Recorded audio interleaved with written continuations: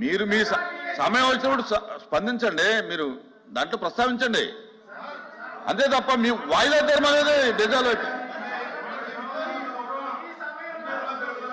వాయిదా తీర్మానం తిరస్కరించమైనది.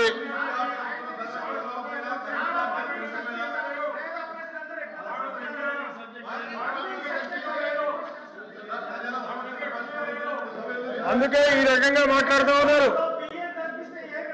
వాళ్ళ దగ్గర విషయం ఉంటే తప్పనిసరిగా ఈ గవర్నర్ ప్రసంగం మీద ధన్యవాదాలు చెప్పడానికి వాళ్ళు మాట్లాడేవాళ్ళు.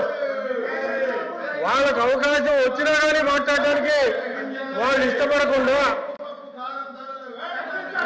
సభకి అంతరాయం కలగజేస్తా ఉన్నారు. ఇది చాలా అభ్యంతరకరం. ప్లీజ్ కూర్చోండి, ప్లీజ్ కూర్చోండి.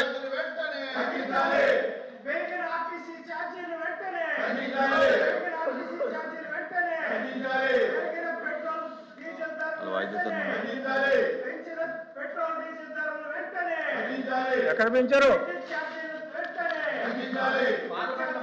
ఎక్కడ పెంచారండి పెట్రోల్? ఆంధ్ర రాష్ట్రంలో పెంచారేమండి?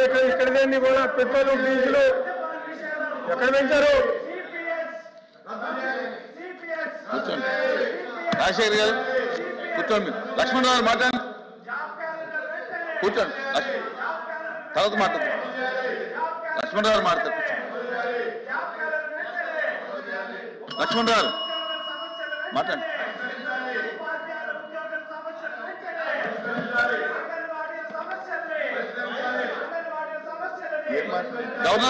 గవర్నర్ ప్రసంగం మీద మాట్లాడు. ఇంకా వాళ్ళు కూర్చుంటేనే మాట్లాడుతా ఉంటే మరి సభకి అంతరాయం కలిగిస్తున్నారు మీరు. మిగతా వాళ్ళందరూ కూడా ఇబ్బంది పడుతున్నారు.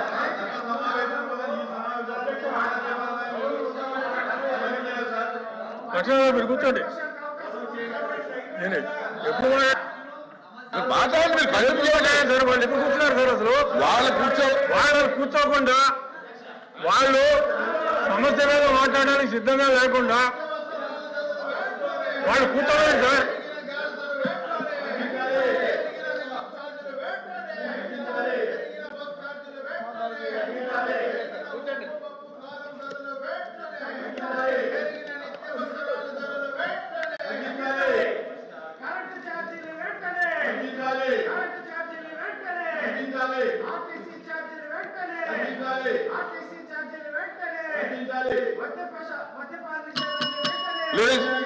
కూర్చోవాలి. మీరు టయాన్ని వేస్ట్ చేస్తున్నారు. అధ్యక్ష,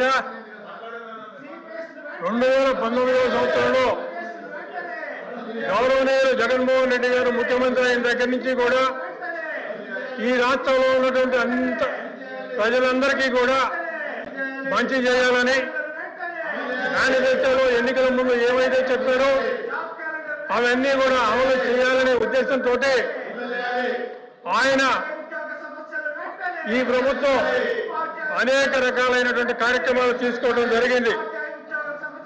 అన్ని వర్గాల ప్రజలకి అన్ని రంగాల్లో కూడా అభివృద్ధి సాధించడమే ధ్యేయంగా పెట్టుకుని ఈ ప్రభుత్వం పనిచేయడం జరుగుతూ ఉంది. ప్రభుత్వ కార్యక్రమాలు అమలు చేయడంలో ఎవరి పట్ల ఎటువంటి వివక్ష లేకుండా ప్రభుత్వ సంక్షేమ కార్యక్రమాలన్నీ కూడా ప్రజలకు అందజేయాలి. ఎక్కడ మధ్యవర్తులు, దళారులు ఎవరి ప్రమేయం లేకుండా ప్రజలకే నేరుగా చెందజేయాలని ఉద్దేశంతో ఈ రాష్ట్రంలో ఒక ప్రత్యేకమైనటువంటి కార్యక్రమాలను తీసుకురావడం జరిగింది. దానిలో భాగంగానే పరిపాలన ప్రజల వద్దకు తీసుకెళ్లడం ప్రాక్టీస్ మంచిది కాదు. ఈ ప్రాక్టీస్ మంచిది కాదు. ఇది మంచిది కాదు. దయచేసి మీరు సభకు అంతరాయం కలిగించడం మంచిది కాదు. గవర్నర్ గారి ప్రసంగం మీద చర్చ జరుగుతూ ఉంది. మీరు గవర్నర్ గారికి ఈ సభకి మీరు గౌరవం ఇవ్వాలి తప్ప ఈ రకంగా మాట్లాడటం పద్ధతి కాదు. దయచేసి గౌరవ సభ్యులు మాట్లాడుతూ ఉన్నారు, వారికి అంతరాయం కలిగించడం అనేది ఇది సబబు కాదు. ప్లీజ్ ప్లీజ్ శ్రీరామ్, మీరు కూర్చోండి. దయచేసి కూర్చోవాలి. మీరు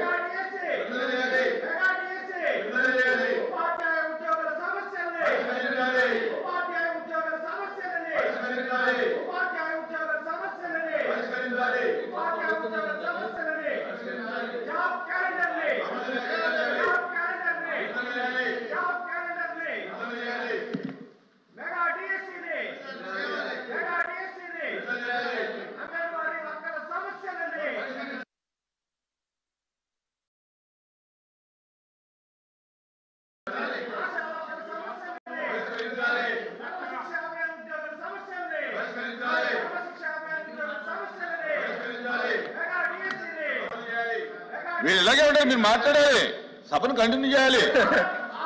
ఇప్పుడు వాళ్ళు ప్రిపేర్డ్ సభని అడ్డుకోవాలనేటువంటి ఆలోచనతో రాష్ట్ర ప్రభుత్వం పరిపాలన ప్రజల వద్దకు తీసుకురావాలని మనం 15,004 సచివాలయాల్ని మనం నిద్రపోయే వాళ్ళు లెక్కొట్టం కాలం కానీ మెలకుగా ఉండి నటించుకోవడం మనం ఏం చేయలేం. 15,135,000 మంది ఉద్యోగస్తుల నియామకం చేయడం జరిగింది. వారి ప్రభుత్వ హయాంలో సచివాలయాలు